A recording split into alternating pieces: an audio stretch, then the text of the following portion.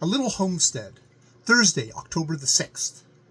The wild geese followed Karalven as far as the big iron foundries at Munkfors.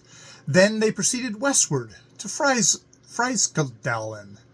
Before they got to Fryken, it began to grow dusky, and they lit in a little wet morass on a wooded hill. The morass was certainly a good night quarter for the wild geese, but the boy thought it dismal and rough, and wished for a better sleeping place. While he was still riding high in the air, he had noticed that below the ridge lay a number of farms, and with great haste he proceeded to seek them out. They were farther away than he fancied, and several times he was tempted to turn back.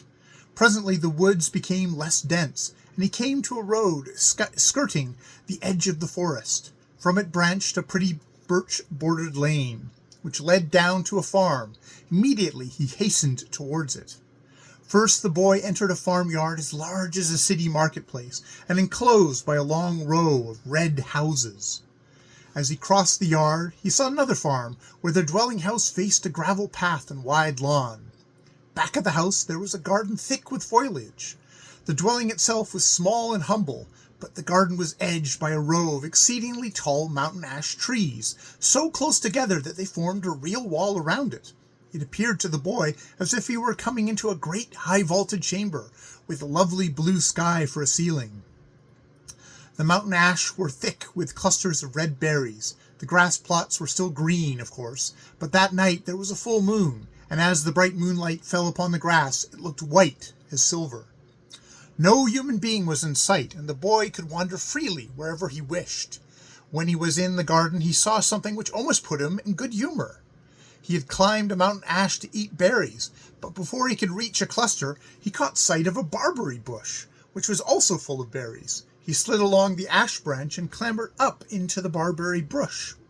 But he was no sooner there than he discovered a currant bush, on which still hung long red clusters.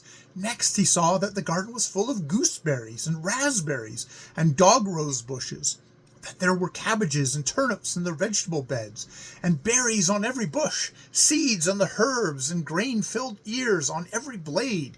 And there on the path, no, of course he could not mistake it, was a big red apple which shone in the moonlight. The boy sat down in the side of the path, with the big red apple in front of him, and began cutting little pieces of it with his sheath knife. It wouldn't be such a serious matter to be an elf all one's life, if it was always as easy to get food as it is here, he thought. He sat and mused as he ate, wondering finally if it would not be as well for him to remain here, and let the wild geese travel south without him. I don't know for the life of me how I can ever explain to Morton Goosey Gander that I cannot go home, thought he. It would be better were I to leave him altogether.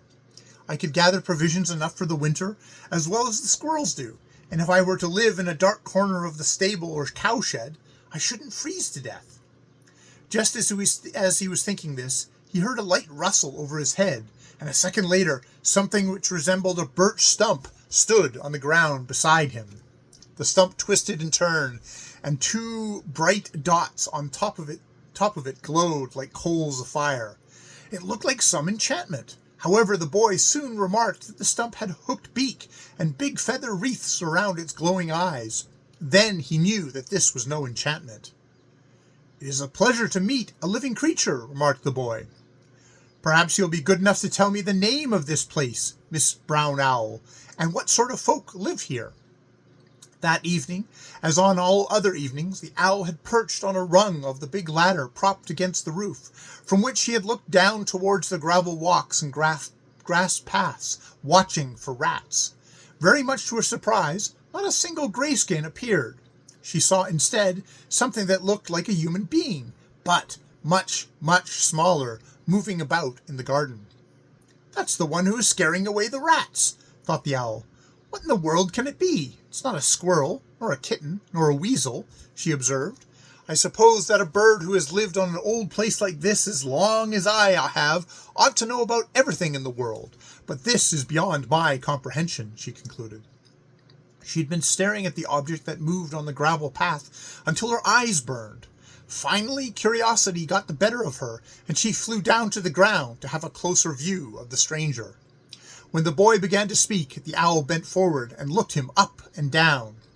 "He has neither claws nor horns," she remarked to herself. "Yet who knows what he may have, a poisonous fang or something even more dangerous weapon. I must try to find out what he passes for before I venture to touch him."